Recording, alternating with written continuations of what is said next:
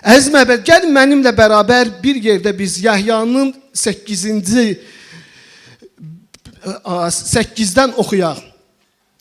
Lakin İsa Zeytun dağına getdi. Səhər tezdən yenə məbədə gəldi.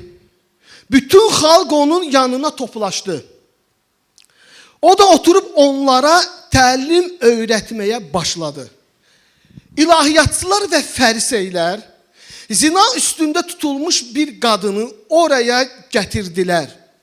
Onu ortaya çıxarıb İsa'ya dedilər: Müəllim, bu qadın zina edərkən əməlində yaxalandı.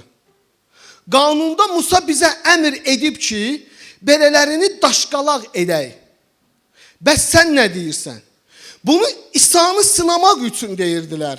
Onu ittiham etmək üçün bəhanə axtarırdılar. Amma İsa əyilib barmağı ilə yerə yazı yazırdı və kəlam dili ki dikəlib onlara dedi: Kimin günahı yoxdursa o qadına birinci daş atsın. Amin.